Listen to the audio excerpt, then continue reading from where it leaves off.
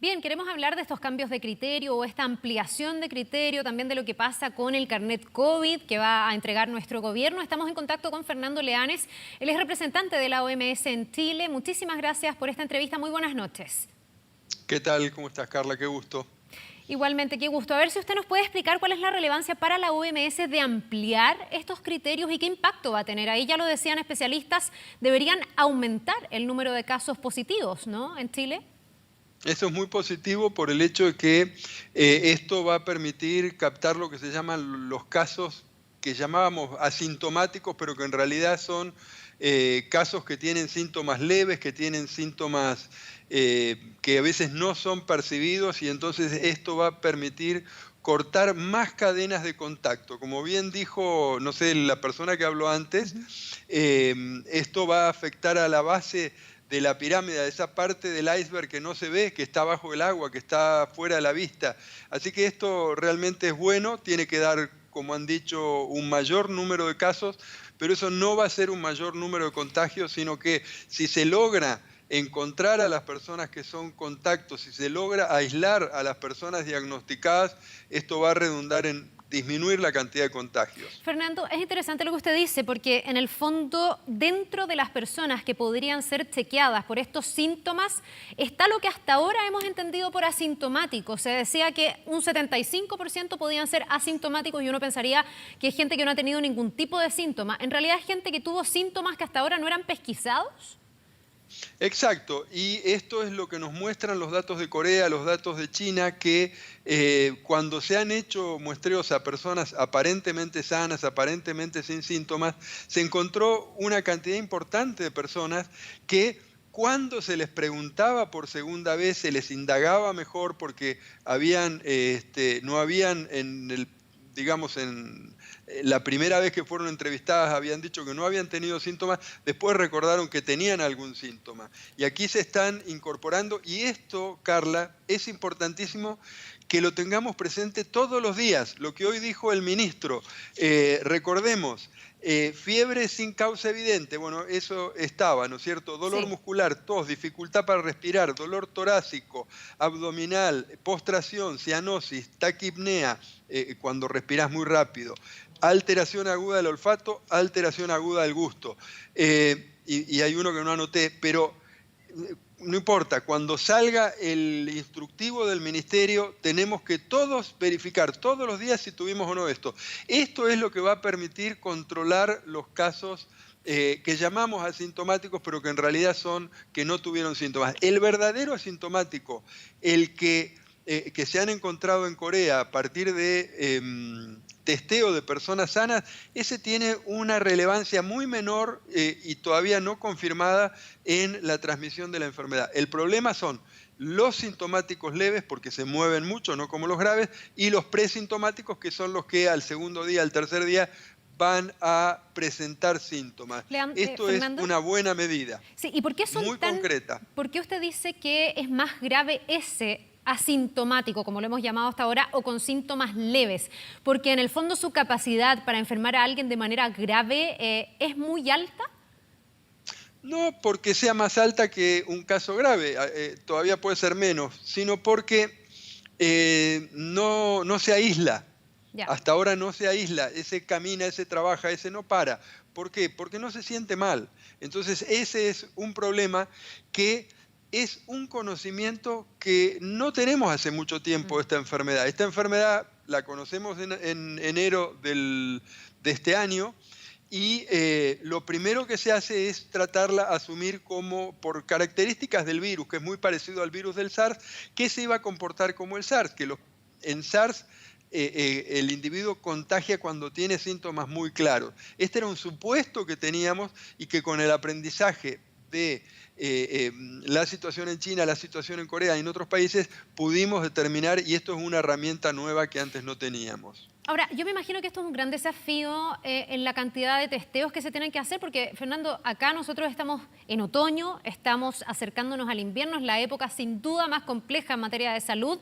Van a empezar las faringitis, las laringitis, amigdalitis, todas las enfermedades de esta época, y muchas comparten la sintomatología con estos criterios que se amplían el día de hoy. Creo que ahí el que a lo mejor es más distintivo puede ser la pérdida del gusto y la pérdida del olfato. No sé si ahí hay una clave y si no, ¿cómo enfrentar ese desafío? Bueno, va a haber, digamos, va a ser un desafío ya hoy, al día de hoy hay capacidad para testeo bien importante, seguramente va a haber que aumentarla, pero lo importante acá es cómo nos comportemos nosotros frente a esos síntomas que antes asumíamos que era una gripe, que era...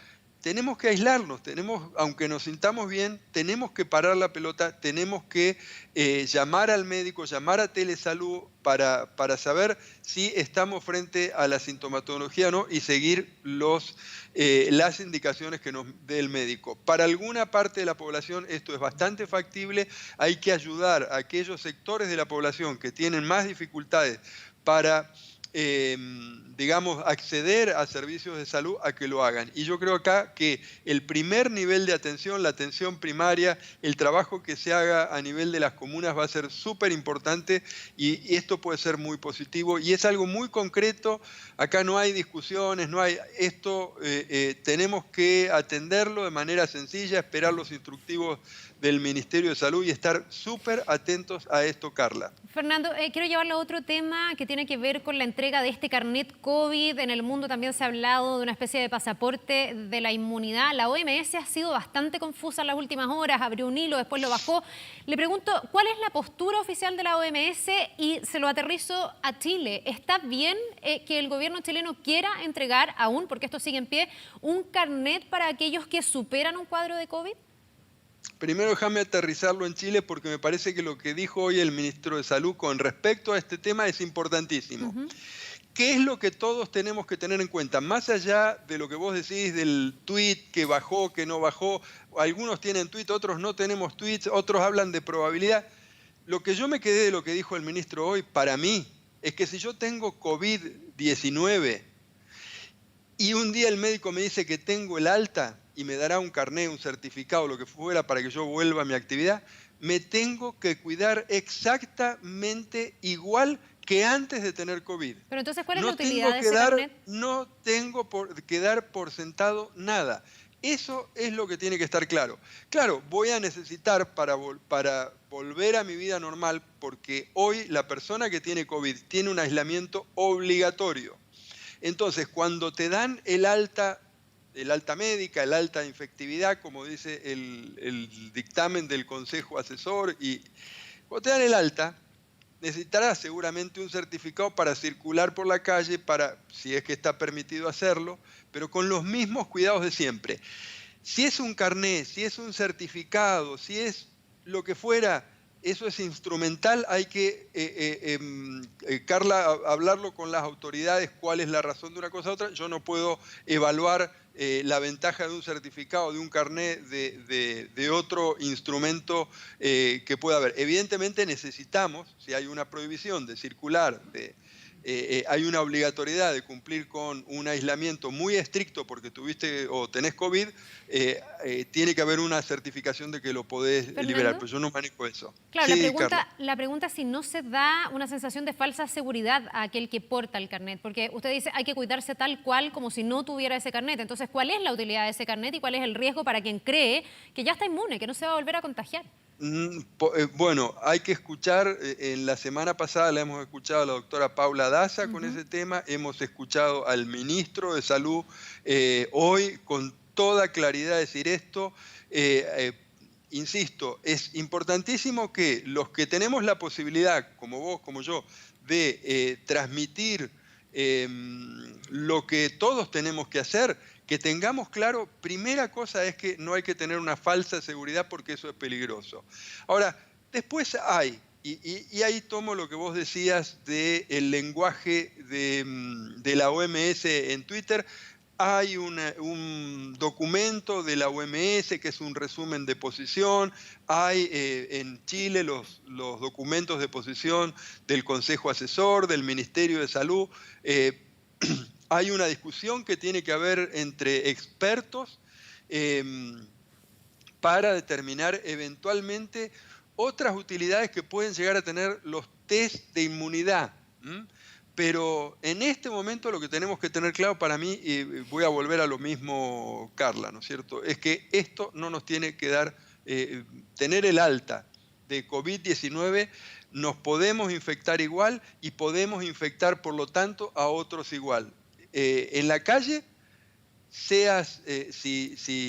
tenés, podés circular porque tu zona no está en cuarentena, porque no estás bajo aislamiento obligatorio por COVID, Carla, hacé de cuenta que cualquiera te puede contagiar y que vos podés contagiar a cualquiera, tomar todas las precauciones. Bien, pues Fernando Leanes, representante de la OMS en Chile, muchísimas gracias por habernos acompañado esta noche. Que esté bien. Muchísimas gracias a vos, Carla. Un gusto siempre.